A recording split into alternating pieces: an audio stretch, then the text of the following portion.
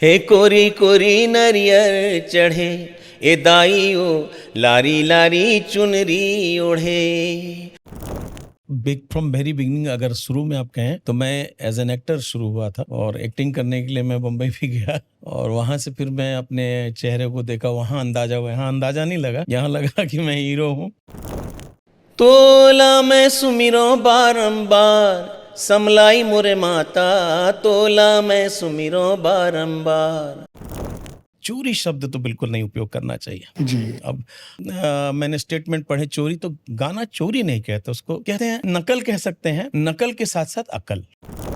हे कोरी कोरी नरियर चढ़े ए दाइयो लारी लारी चुनरी ओढ़े। साधारण सा कलाकार, छोटा सा कलाकार, और ये सम्राट की उपाधि देना मेरे जहाँ तक ख्याल है अनुचित है।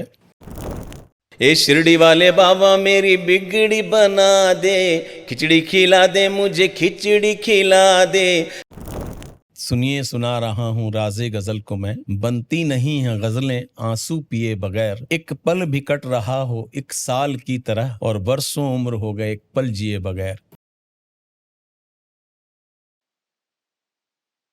साथियों नमस्कार। आज हमारे जेट सीरीज के स्टूडियो में छत्तीसगढ़ के सुप्रसिद्ध लोक गायक, भजन गायक और कहूँ कि भजन सम्राट दिलीप षडंगी जी आए हुए हैं। मैं उनका स्टूडियो की तरफ से बहुत बहुत स्वागत करता हूँ। दिलीप जी, आपका बहुत बहुत स्वागत है। जी बहुत बहुत धन्यवाद।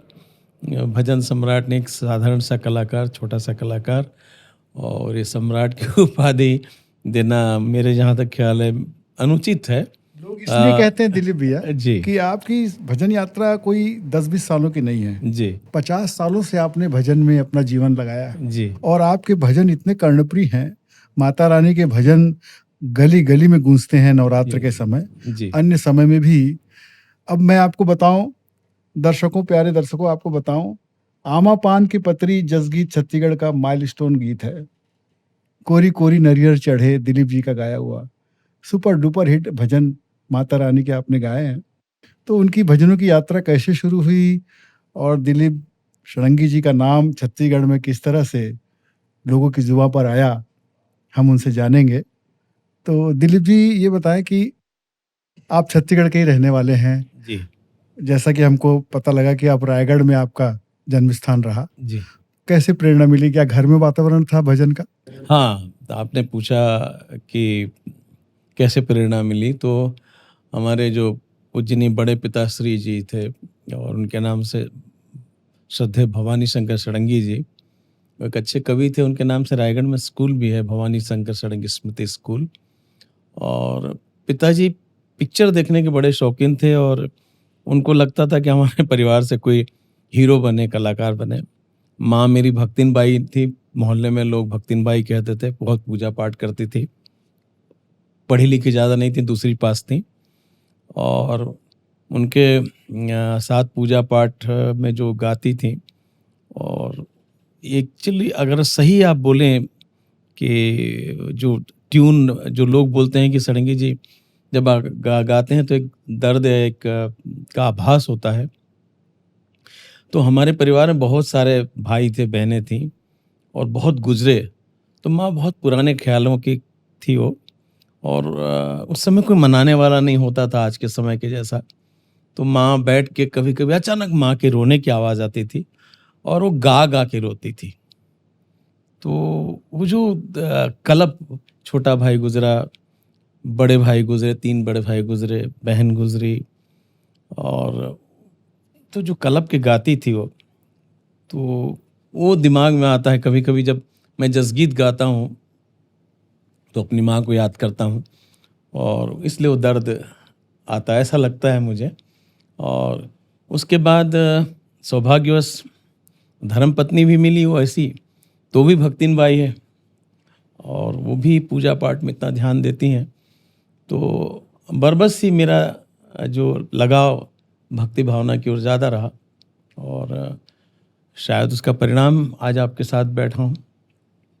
जैसा कि हमें पता लगा दिलीप जी, 12 साल की उम्र से आपने शुरू कर दिया था गाना। जी, तो क्या संगीत की कोई विधिवत शिक्षा ली आपने? बाद में लिया सर। मैं शुरू शुरू तो ऐसे ही गाता रहा जी। और छोटे मोटे मंचों पर। अब बिग फ्रॉम वेरी बिगिनिंग अगर शुरू में आप कहें तो मैं एज एन एक्टर शुरू हुआ था, और एक्टिंग करने के लिए मैं बम्बई भी गया और पढ़ लिख के गया था। और वहाँ से फिर मैं अपने चेहरे को देखा, वहाँ अंदाज़ा हुआ, यहाँ अंदाज़ा नहीं लगा, यहाँ लगा कि मैं हीरो हूँ। वहाँ जब बम्बई में देखा तो अपने आप को ज़ीरो पाया, तो मैं वापस लौटा, और उस समय तक मैं गाना वाना गाता था। तो उसके बाद हमारे बहुत अच्छे मित्र जितेंद्र हरिपाल जी हैं, रंगवती जिसका गाना आप सुनते होंगे, आदरणीय सरोज नंदा जी हैं, स्वर्गीय सरोज नंदा जी हैं, मेरे बहुत अच्छे मित्र थे। फ़कीर पटनायक जी उड़ीसा से, मनोज महापात्रे जी, अशोक रथ, ऐसे और एक बहुत अच्छे फिल्म डायरेक्टर हैं सब्यसाची महापात्र जी। ये अच्छे-अच्छे लोगों के संगत का असर है, सोहबत का असर है। कहते हैं ना, सुसंगति संगति, कुसंगति संगति। तो कुछ बुरी आदतें भी पड़ी, कुछ अच्छी आदतें भी पड़ती हैं। तो मेरा एक अपना जो तजुर्बा है, मेरी जो सोच है, मैंने बहुत पहले एक कविता लिखी थी, अगर आप कहें तो अर्ज़ करूँ बिल्कुल स्वागत। कि अवगुण गुणत फिरत सब, अवगुण गुणत फिरत सब, सद्गुण धरे न कोय, जो पर के सद्गुण धरे, तासे गुणी न कोय। ऐसा बहुत मैंने अच्छा। बहुत पहले, और ये भी बनाया था मैंने बिनाका माला में, उस समय एक स्लोगन प्रतियोगिता थी, तो उस समय बनाया। तो उस समय एक और भी माँ और ममता के लिए मैंने बनाया था, आशातीत परार्थी ममता वर्ण गोतीत, शाश्वत पूज्यनीय दुर्बोध वर्णातीत, नयनों में नीर धर वक्ष से खीर दे, माँ जो ममता की परीक्षा में असीम धीर धर निज हृदय चीर दे। तो इस तरह की साहित्यिक कविताएं लिखता था, और मंचों पर भी जाने लगा था, कवि सम्मेलनों में भी जाने लगा था मैं। जी, प्रश्न कीजिए और कुछ। तो दिलीप जी, ये जो भजनों का जो सिलसिला है, जी जो आपने, जैसा कि आपके भजन हिट हुए, जी। वो कब उसमें प्रवेश हुआ आपका?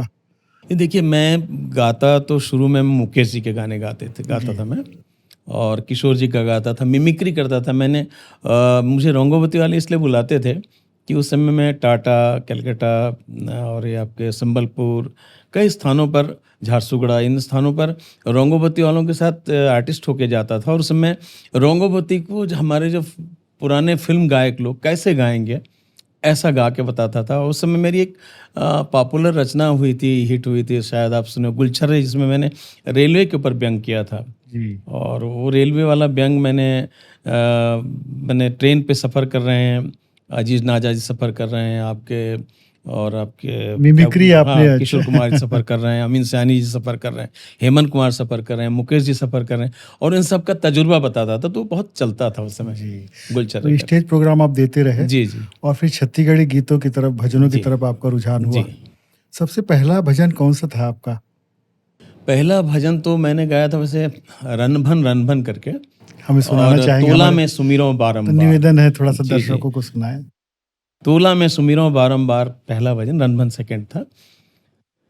तोला में सुमिरों बारंबार, समलाई मोरे माता, तोला में सुमिरों बारंबार, तोला में सुमिरों बारंबार, बमलाई मोरे माता, तोला में सुमिरों बारंबार।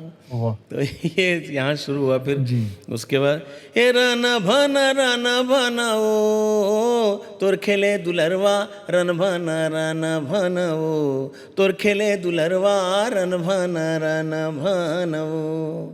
यहाँ से शुरू हुआ। वाह। ये मेरे भजन की यात्रा है। जी। इससे पूर्व लेकिन मैं जो गाना गाया था, का साबुन चुपरथस गोरी करके है, वहाँ से, ये मैं बता रहा हूँ 92 या 93 में गाना रिकॉर्ड हुआ था। और इस गाने को, जैसे कि लोगों की भाषा में लोग कहते हैं, नकल किया था मैंने संबलपुरी धुन से, लेकिन नकल नहीं। हमारे जो मित्र रमेश महानंद जी थे, और हैं अभी भी, उनने गाया था, काए साबुन माखू छुरे नुनी। और मैं उनके साथ रहता था उस समय, जितेंद्र हरिपाल के साथ जब जाता था, रंगवती के साथ, तो उनसे संपर्क में आके मैंने उसको बनाया, और उनसे कहा तो बोले इसको आप छत्तीसगढ़ी बनाओ, तो उस समय बनाया। लेकिन मैं आज स्मृति कर रहा हूँ, उनको याद कर रहा हूँ कि कहीं न कहीं इस गीत में उनका 60% से ज़्यादा योगदान है। तो आपके भजनों में दिलीप जी कई बार ऐसे दर्शकों के कमेंट्स आते रहे जी। कि आप उड़ीसा के भजनों की नकल करते हैं या चोरी करते हैं, इस जी। तरह के भी आरोप। लेकिन ऐसा हाँ। कुछ लगता है आपको, क्या कहना चाहेंगे? देखिए, अभी भी बहुत कंट्रोवर्शियल चल रहा है, चोरी शब्द तो बिल्कुल नहीं उपयोग करना चाहिए। जी। अब हमारे माननीय भाई, छोटे भाई सुनील सोनी जी बहुत अच्छे गायक हैं, बहुत अच्छे म्यूज़िक डायरेक्टर हैं। बहुत सारे, विवेक शर्मा जी, बहुत जिनका नाम नितिन दुबे जी, आपके राकेश शर्मा जी, जिनका भी याद, बहुत सारे लोग हैं, अनुपमा मिश्रा जी, अलका चंद्राकर जी, कंचन जोशी जी, बहुत सारे हमारे कलाकार हैं। और कुछ ऐसे मैंने स्टेटमेंट पढ़े, चोरी तो गाना चोरी नहीं कहते, उसको कहते हैं नकल, कह सकते हैं, नकल के साथ-साथ अकल।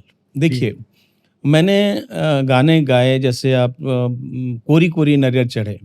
अब ये गाना मैं अपने दोस्त सरोज महानंदा जी, स्वर्गीय हैं, उनके साथ उनने बनाया था गाना, केरी केरी सुना दुबो उड़िया में, जिसका अनुराधा पौडवाल जी ने गाया। तो मेरी उनसे, जैसे आपसे परिचय जी, वैसा जी। परिचय था, और मेरा उनसे परिचय था, तो उन्होंने कहा, दिलीप भाई इस पे गाना बनाओ। हम दोस्त थे, और मैंने कोरी कोरी नरियर चढ़े बनाया, और वो बहुत बिल्कुल सेम नहीं है, लेकिन इस यहाँ से मैं स्वीकार करता हूँ। तो मेरा ये कहना है, अगर हम स्वीकार कर लेते हैं कि हम यहाँ से प्रेरित हैं, तो इन शब्दों का कहीं से भी आगमन नहीं चोरी होगा। जैसी बात नहीं है। हाँ, मेरा कहने का अर्थ ये है कि अब आज भी आप देखिए, बहुत सारे बच्चे हैं, और इवन शान जी भी छत्तीसगढ़ में आए, और सोनू निगम स्वयं छत्तीसगढ़ में आया, मेरे गाने गाए, और एक बार अगर उल्लेख भी कर दिए होते कि इस गाने को, जैसे छुनुर छुनुर पैरी बाजे है, न धरती में है कोनो न कोनो आकाश माँ, नैन लड़ा ले, बहुत सारे गाने जो सोनू निगम जी के हिट हैं, उनने गाया, और छत्तीसगढ़ में आके गाया। लेकिन एक कलाकार क्या एक्सपेक्ट करता है कि कहीं तो ये बोले, यार ये गाना दिलीप षडंगी ने लिखा है, या दिलीप षडंगी किसने संगीत दिया है और मैंने गाया है। तो ऐसा अगर कहीं कोई नाम लेता है, तो उसका प्रतिफल उसको ज़रूर मिलता है। आज अगर मैं इस जगह पे हूँ और इतना नाम है, तो मुझे ऐसा लगता है कि मेरे अंदर की वो सच्चाई है, मैं झूठ नहीं बोलता हूँ, और झूठ बोलता भी हूँ तो बड़े सादगी के साथ कहना चाहूँगा कि मैं अपनी पत्नी से झूठ बोलता हूँ। और झूठ भी कैसा बोलता हूँ, अगर टमाटर 40 रुपए किलो में लाया हूँ, तो मैं 30 रुपए किलो बोलता हूँ। इससे ज़्यादा, और कहीं पर भी मैं किसी को नुकसान हो, किसी को अहित हो, ऐसा झूठ मुझे याद नहीं है कि मैंने बोला है। अच्छा दिलीप जी, मुंबई फिल्म इंडस्ट्री में भी देखा गया है कि हॉलीवुड के बहुत से गायकों के गाने नकल किए गए, धुनें ली गई हैं, और ये स्वाभाविक सी बात है, बहुत अच्छी धुन है, तो इसका हिंदी में भी रूपांतरण हुआ है। जी। जैसे रफ़ी साहब का एक गाना है, कौन है जो सपनों में आया, जी। ये एल्विस प्रेस्ले से लिया गया था। अब देखिए, आप कितने बढ़िया तरीके से बोल रहे हैं, तो यही इसको कहते हैं बोलने का तरीका। आप रफ़ी साहब, अब इतने बड़े-बड़े गायक लोग कोई नकल करेगा बोलेंगे? ऐसा नहीं बोलेंगे। ऐसा ये शब्द नकल, चोरी, ऐसा गलत शब्द, है। माने मुझे खुद को अभी 2-3 मैंने देखे टीवी चैनलों पर, मुझे बहुत दुःख लगा, क्योंकि आपको चाहे माने ना माने, यहाँ से भी मैं बोल रहा हूँ, सुनील सोनी मेरा बड़ा अच्छा मित्र है, और आपको मालूम होना चाहिए कि सुनील सोनी इतना बड़ा कलाकार होने के बाद भी आज भी मुझे गुरु कहता है, चरण छूता है। और एक समय था, आज से लगभग 20 साल पहले, सतीश जैन जी, सुनील सोनी जी, नारायण ग्वाला जी, उनके साथ एक और कलाकार है, मेरे घर में आके 4 दिन मुझ पर रिसर्च किए थे। तो ऐसे किसी के बारे में बोलना, हालाँकि उनका कोई जवाब नहीं आया अभी तक, तो मुझे थोड़ा-सा दुःख लगता है कि इतने बड़े कलाकार इतना नाम कर रहे हैं, छत्तीसगढ़ कला और संस्कृति को आगे बढ़ाने का प्रयास कर रहे हैं, तो उनको थोड़ा धक्का देना चाहिए। आप सामने से धक्का मत दीजिए, पीछे से थोड़ा-सा और पुश कीजिए। जी। बिल्कुल। दिलीप जी, अभी नवरात्र का महीना चल रहा है, जी। आज सप्तमी है माता रानी का। जी। आपका ये जो कोरी कोरी नरियल चढ़े काफ़ी हिट हुआ, जी। उसका एक मुखड़ा सुनाना चाहेंगे? हे कोरी कोरी नरियर चढ़े, ए दाइयो लारी लारी चुनरी ओढ़े, केरा गाँव माँ अकोला छाँव माँ, केरा गाँव माँ अकोला छाँव माँ, दाई बिराजे हे द्वारी खोले, ए कोरी कोरी नरियर चढ़े। और इसमें भी मैं हमारे केरा गांव के जो आरके ग्रुप है, जी। उनको भी धन्यवाद ज्ञापित करता हूं, क्योंकि कहीं ना कहीं वो भी मेरे गुरु हैं। क्योंकि अगर उनने मेरा साथ नहीं दिया होता तो शायद ये गाना नहीं बनता। तो कोई भी गाना बनता है, तो ये गाना तो मैंने बताया आपको सरोज नंदा जी के गाने से प्रेरित है, और इस पे बाद में गोविंदा हरी हरी बोल भी निकला है। जी। और वास्तविक पहला गाना जो है केरी केरी सुना दुबो है। एक बहुत अच्छे गीतकार भी आप हैं दिलीप जी, जी। और कवि हृदय भी है आपका। तो क्या भजनों की रचना आप खुद करते हैं या किसी और लेखक से? हाँ, नहीं, मैं स्वयं भी करता हूँ। लगभग 50% मेरे गाने में गाए हुए गाने मैंने लिखे हैं। और जो मुख्य अभी गाना, जो 2 गाने जो बहुत ज़्यादा चलते हैं, उनका नाम लेना उचित समझूँगा मैं।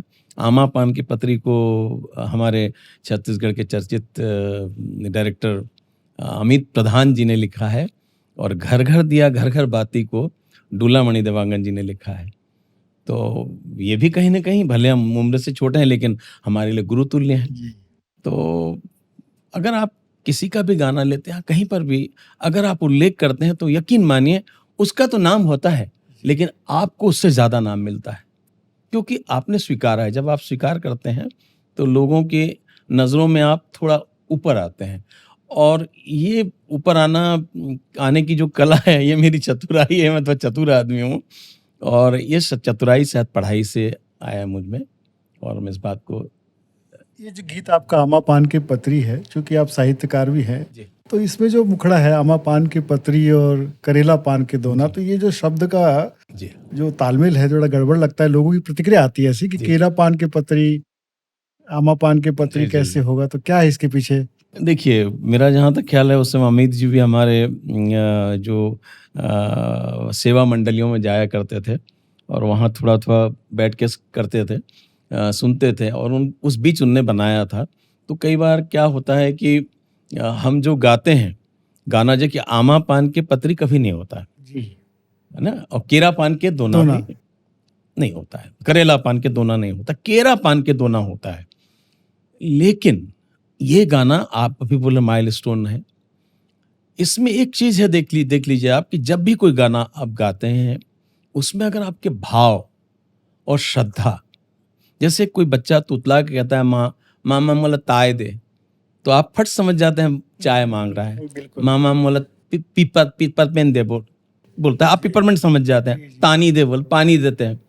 तो वैसे ही जब आप एक बाल रूप में हो जाते हैं, अपने अंदर अपने आप को एकदम छोटा बना लेते हैं, और जब गाते हैं आपका सारा ईगो सब समाप्त कर लेते हैं, क्या और बात एक है! अंदर एक छोटे से बच्चे को आप ले आते हैं, और आप अपने गाने को प्रस्तुत करते हैं, भजन को प्रस्तुत करते हैं, तो वो माँ जो ऊपर बैठी है, एक जो पावर है, वो शक्ति, वो उस बात को समझ जाती है कि जो कहना चाह रहा है ये वो है, और वो देती है जो ये है जो आपके साथ बैठा हूँ। आपके इस गाने में दिलीप जी ऐसा भी मैंने देखा है जी। कि लोगों को देवी चढ़ जाती है। जी, जी, आमा हाँ। पान की पत्री और जी, जी। करेला पान के दोना। जी, जी। झूमने लगते हैं लोग। जी। आप भी लगातार माता रानी की सेवा करते रहे हैं, तो क्या ऐसी कोई आध्यात्मिक अनुभूति या कोई ऐसी अद्भुत अनुभव वाली बात कोई हुई, शेयर करना चाहेंगे? जी, है। अब मैं कैसे बताऊँ, पहले जब आज से 30-32 साल पहले जब शुरू-शुरू मैंने गाने गाए थे, उस समय पूजा-पाठ में थोड़ा बहुत था, लेकिन बाद में अभी थोड़ा ज़्यादा हो गया, शादी होने के बाद, धर्मपत्नी आने के बाद। तो उस समय पूजा-पाठ बहुत कम करता था, कभी अगरबत्ती जला लिया करता था। तो जब मैं गाने लगा, थोड़ा-थोड़ा आस्था तो, भगवान नाम दे रहा तो आस्था तो बढ़ेगी। तो गाते-गाते मुझे कभी-कभी लगता था ये ढोंग कर रहे हैं, और फिर मैं कन्फ्यूज़न में रहता था आज से 28 साल पहले तक। मैंने वो बीच के 5-7 साल में। लेकिन सर, मैं दिल्ली, मेरा एक कार्यक्रम था उत्कल धर्मशाला में, और उन उत्कल धर्मशाला के मैनेजर थे जैना बाबू, और ये कार्यक्रम मेरे छोटे साले भाई भूपेंद्र दास जी के अप्रोच से मुझे मिला था। और उस समय मुझे उन लोगों ने एक बड़ा अमाउंट पेमेंट किया था, और लगभग मैं अपने 28 कलाकारों के साथ सपरिवार दिल्ली गया था, और वहाँ मेरा कार्यक्रम रात को था, रात को 8 बजे। और रात को 8 बजे जब कार्यक्रम था, तो मैं भी बड़ा खुश था, और दिल्ली पहली बार उस समय कार्यक्रम, तो एक आदमी, मैं थोड़ी ना बताऊँगा कि मेरे साले साहब के अप्रोच में गया हूँ मैं बोल के, लेकिन बहुत खुश था, परिवार में भी, और मुझे थोड़ा एक अहंकार था, लेकिन अहंकार कहीं न कहीं टूटता है। तो एक ईगो था मुझे, अरे दिल्ली आया हूँ। अब सुबेरे पहुँचा, सो के उठा, देखा लिखा है दिलीप सांडंगी, रायगढ़, और कार्यक्रम 12:30 से 1 बजे तक दिन को। तो मैं सोचा शायद 12:30-1 बजे कराएँगे, उसके बाद फिर कार्यक्रम रात को होगा। तो मैं फिर जेना बाबू के पास गया, मैं बोला जेना बाबू ऐसा लिखा है, तो उन्होंने कहा नहीं दिलीप जी, बोले यहाँ थोड़ा-सा विवाद हुआ है। बोले क्या विवाद हुआ है?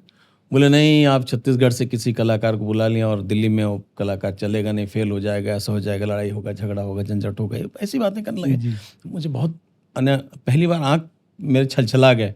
मुझे बड़ा अजीब-सा लगा कि यार आया हूँ और सबसे सपरिवार आया हूँ, और सबसे ज़्यादा आप जब अपने परिवार के साथ रहते हैं तो और थोड़ा-सा डर लगता है, यार क्या सोचेंगे, मैं तो इतना-इतना बोल दिया हूँ, ऊँचा-ऊँचा हाँक दिया हूँ।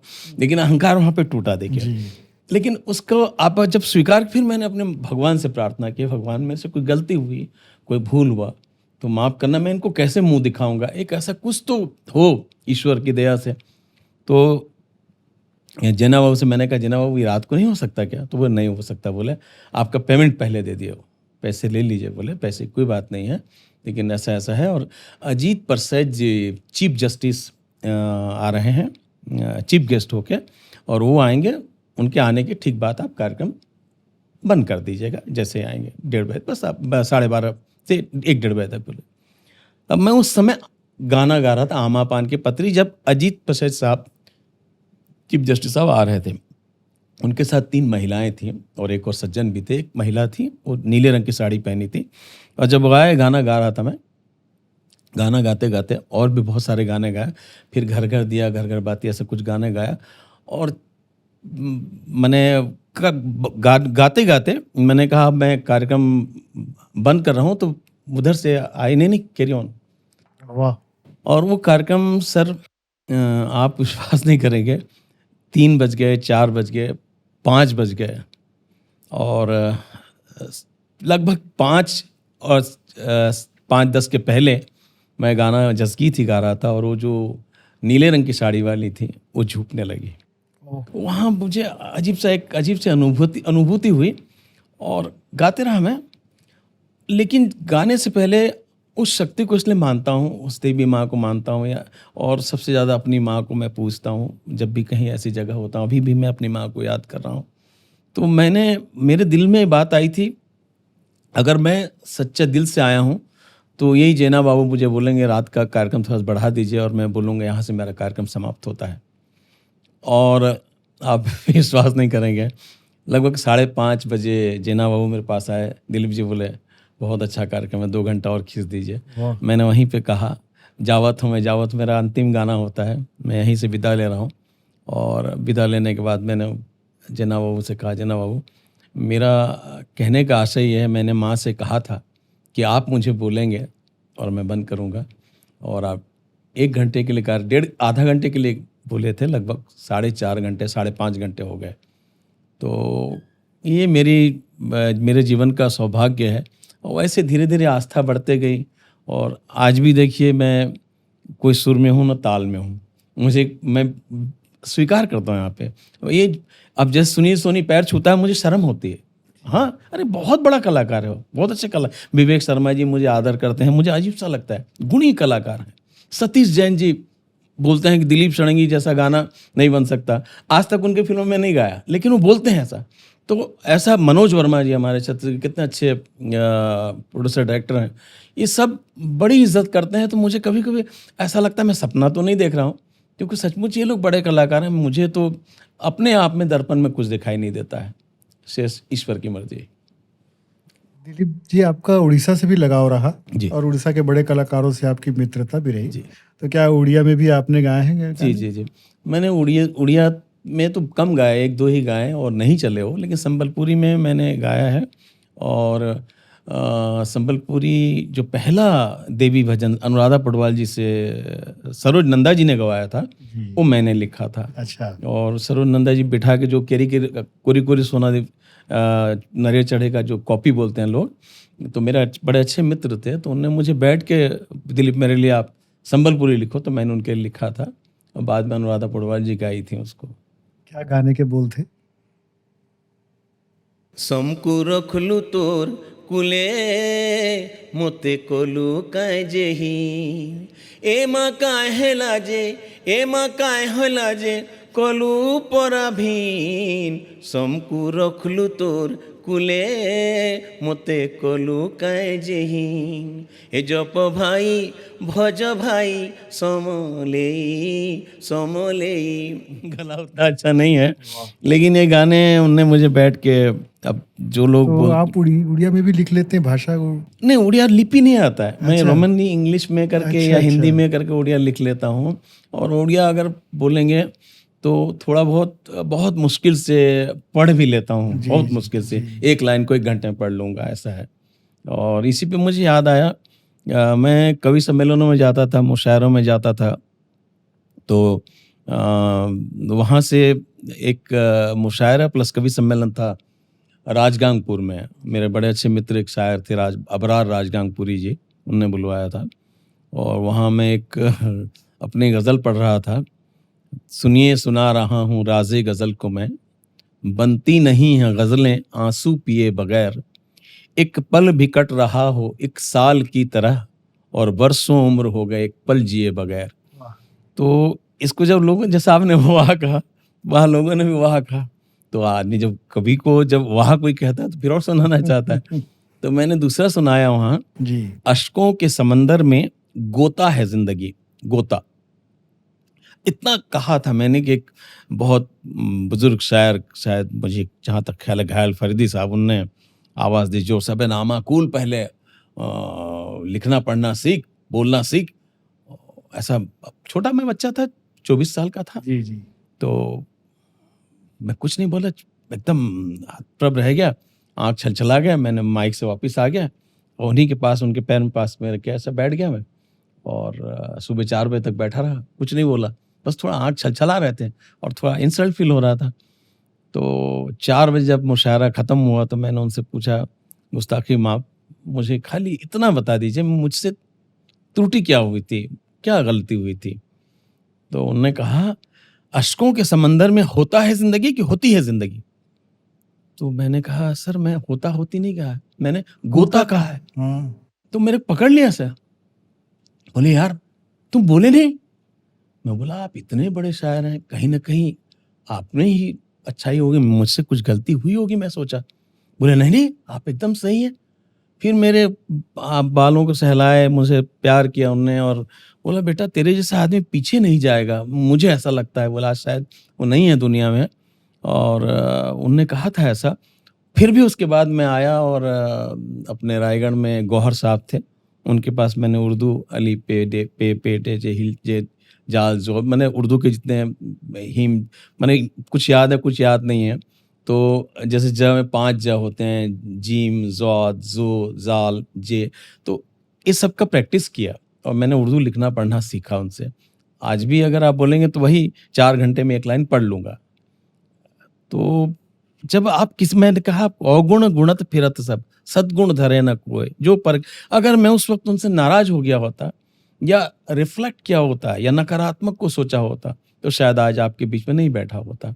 तो मैं वही बोल रहा हूँ, मैं हमेशा कोशिश करता हूँ कि इस व्यक्ति में क्या अच्छाई है, क्या इसमें ग्रहण कर सकता हूँ मैं, क्योंकि मैं भी इस दुनिया में जीने के लिए आया हूँ और मेरे जीने का स्टाइल अलग है।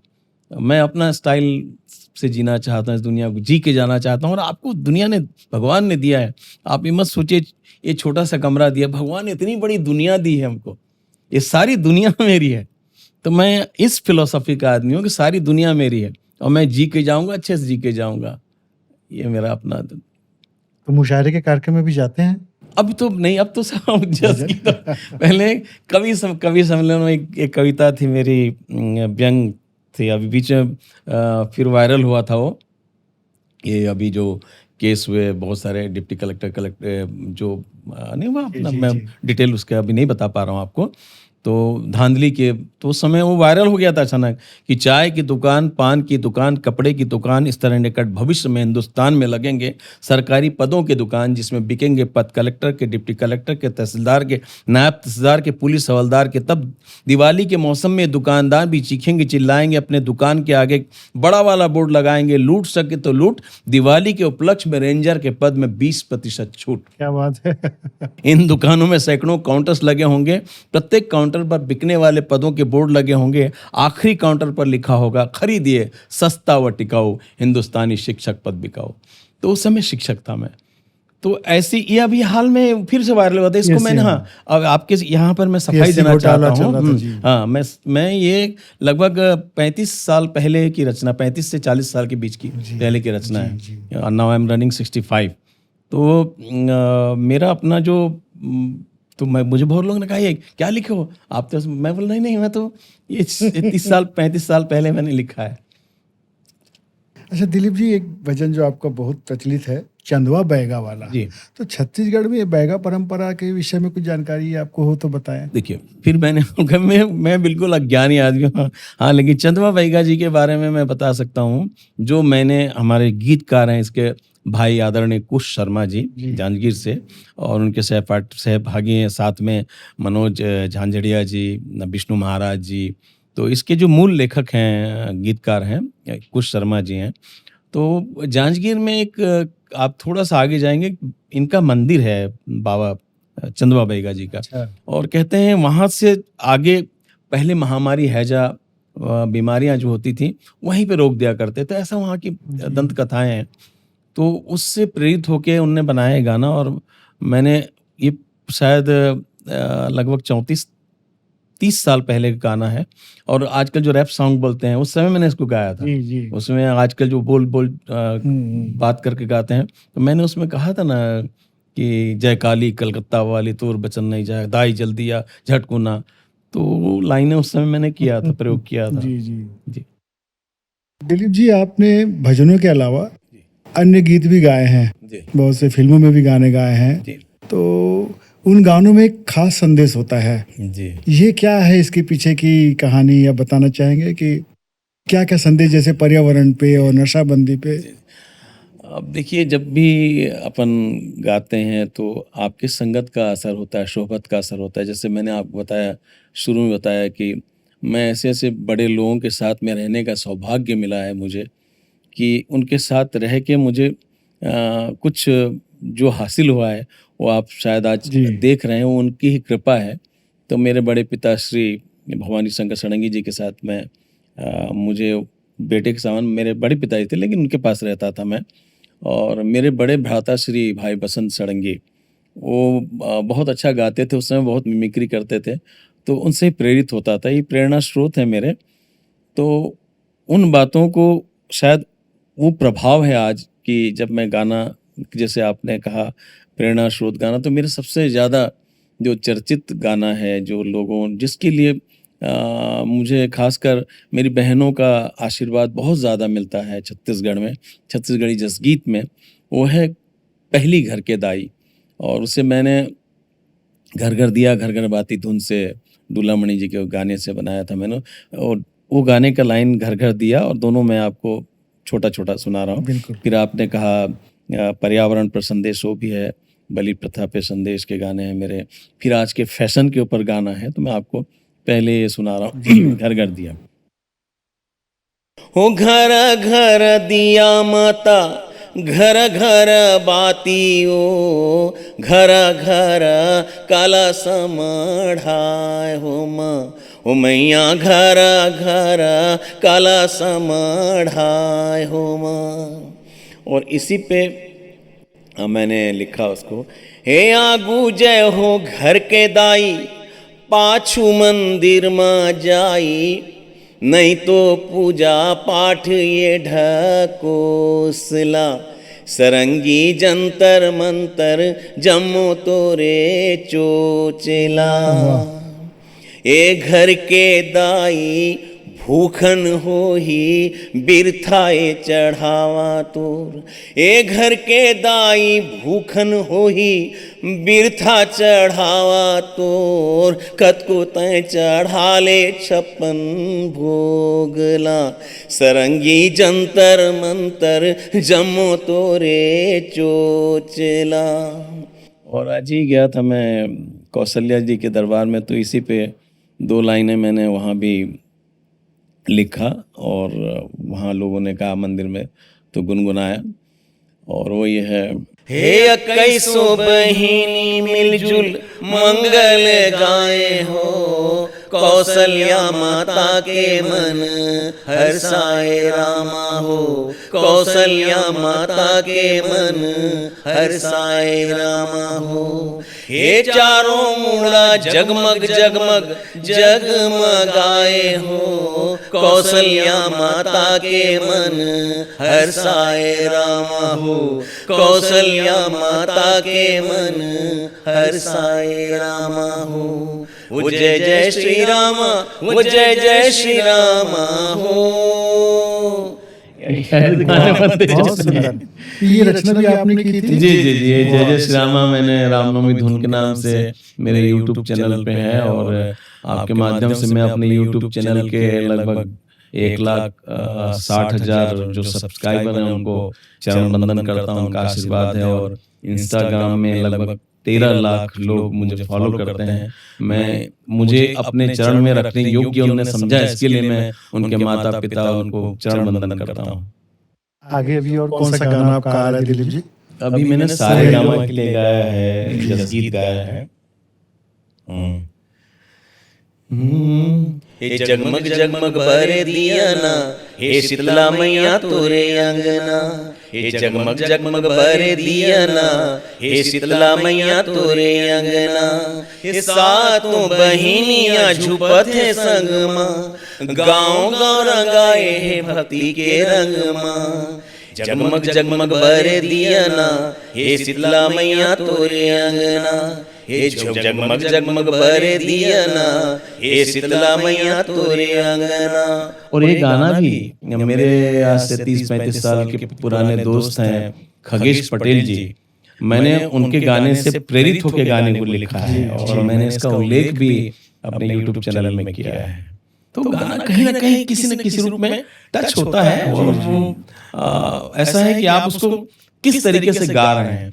और आप एक मान के चलिए कि अगर हम किसी का गाना गा रहे हैं ना, उनको माता पिता मान लें ना, या गुरु मान लें, तो हमें जनता जनार्दन का आशीर्वाद मिलता है। और मैं जिसका भी गाना कहीं से भी, आपका छुनुर छुनुर पैरी बाजे जो मेरा सबसे ज्यादा चर्चित गाना है छत्तीसगढ़ में, वो मैं छम छम पायल बाजे, हमारे सरगुजिया की एक हमारे कलाकार हैं, उनसे प्रेरित होकर मैंने लिखा और गाया है।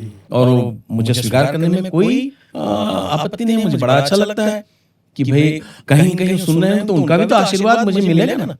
तो मैं जो भी गाना गाया, कहीं से भी गाया, मैंने उसको अपने अकल लगा के कोशिश की कि उसके और अच्छा बनाया जा सके, और गाने की कोशिश किया मैंने। और जंगल बचाओ पर अभी जैसे आपने कहा, पर्यावरण पर, तो कवि प्रदीप जी की रचना के पर आधारित मैंने लिखा। देख तेरे संसार की हालत क्या हो गई भगवान, कि कितना बदल गया इंसान। तो उसमें मैंने जागो रे जागो, जंगल न काटो, पाओगे जीवन दान, नहीं तो चीखेगा फिर शमशान, नहीं तो चीखेगा फिर शमशान। महामारी फैलेगी, जंगल काटेंगे, जानवर बाहर चले आएंगे। जानवर, ये महामारी अभी कोरोना से भी मुक्त हुए हैं। जब कोरोना आया था उस समय भी मैंने 5 दिन लगातार व्रत किया था शीतला माई के दरबार में, और लगभग 28 घंटे मैंने गाए थे देवी जस, और माँ से प्रार्थना की थी उसके। मचे हावे हाहाकार कोरोना कोरोना, मचे हावे हाहाकार कोरोना कोरोना, गोहारे बराए तोरे ठाव सरोना। ये शीतला मैया विपत्ति लटार, ये शीतला मैया विपत्ति लटार, भगा दे कोरोना ला ये दुनिया ले पार। देखिए इतने सारे गाने तो कहीं ना सूरी दर्द खिसक जाता है। तो ऐसा बहुत सारे प्रयास मैंने किए हैं। और एक और भी आपके माध्यम से मैं, बहुत लोग कहते हैं खिचड़ी खिला दे नकल है, तो खिचड़ी खिला दे गाना की लाइन ये है, ए शिरडी वाले बाबा मेरी बिगड़ी बना दे, खिचड़ी खिला दे मुझे खिचड़ी खिला दे, जन्मों से भूखा मेरी भूख तू मिटा दे, खिचड़ी खिला दे मुझे खिचड़ी खिला दे। ये गाना मुझे उपहार में मिला। मैं लातूर भूकंप पीड़ित, आपको शायद याद होगा, उस समय मेरी शुरू से एक अच्छी या जो भी आदत कहें, जैसे प्राय अस्पतालों पे हम लोग जाते थे अस्पताल में और 1-2 दिन जाके चाहे अपने नाम के लिए या अपने आप को इम्प्रूव करने के लिए सेवा करते थे। या लोग कहते थे, कई बार उस समय लोग बोलते थे, उसको कहते थे पोज मारना, बोलते थे पोज मारा थे बोले। तो शायद उसको आप जो मेरे सुन रहे पुराने भाई साहब लोग वो पोज मारना ही समझे, लेकिन हॉस्पिटल में जाके सेवा करते थे, करते थे। तो उस समय लातूर पीड़ितों के लिए मैंने चंदा इकट्ठा किया था और उस समय श्याम बाबा के दरबार में रायगढ़ में मैंने 26 घंटे लगातार गाए थे। तो उस बाबा के दरबार में मैं गाना सुना था, वो गाना है श्याम थोड़ी दूर में है झोपड़ी हमारी, छोटा सा परिवार सेवा करेंगे तुम्हारी, गुजरो इधर से तो जरूर चले आना, खाना खा के जाना श्याम, खाना खा के जाना। उसको किसी कलकत्ता के मेरे भाई साहब ने लिखा है, मुझे नाम याद नहीं आ रहा है, मैं उनका भी चरण वंदन करता हूँ। और वहां से मैं फिर ये गाने को जब अब गाए रहते हैं हम उस जगह पर, जब हम गाए लोगों ने कहा इस गाने को गाइए, तो हमने उसको बार बार सुना और 28 घंटा गाना है तो कुछ न कुछ तो गाने चाहिए। तो उससे हमको गुरु ज्ञान मिला, वो हमारे गुरु तुल्य है, हमारे माता पिता तुल्य है, जिनसे हमने लिया और आज आपके बीच में बैठने का हमको सौभाग्य मिल रहा है। उसका कारण कहीं ना कहीं वो है। जी, आपसे बातचीत करके बड़ी प्रेरणा मिली दिलीप जी, और आपकी इतनी लंबे वर्षों की संगीत साधना की यात्रा है। तो हमारे नए कलाकारों को, छत्तीसगढ़ की प्रतिभाओं को आप कोई संदेश देना चाहें तो आपका स्वागत है। देखिए, मैं अपने नए कलाकारों से वास्तव में शिक्षा ले रहा हूँ, बहुत अच्छा गा रहे हैं वो लोग, और मुझे आजकल उनको सुन के मेरी कमियां नजर आती हैं कि काश इनके जैसा मैं भी मेहनत किया होता और मेरा गाना भी इतना अच्छा लगता। और कुछ थोड़ी सी ईर्ष्या भी होने लगती है कि यार लोग इतना अच्छा गाए, मैं इतना अच्छा नहीं गा पाता हूँ।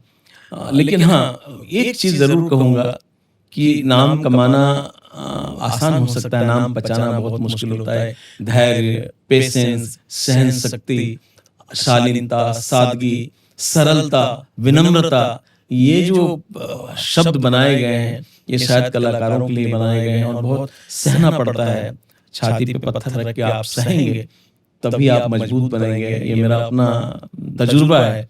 और जहाँ भी सहता हूँ मैं, वहाँ मुझे कुछ ना कुछ मिलता है, ऐसा मेरे को ऐसा लगता है।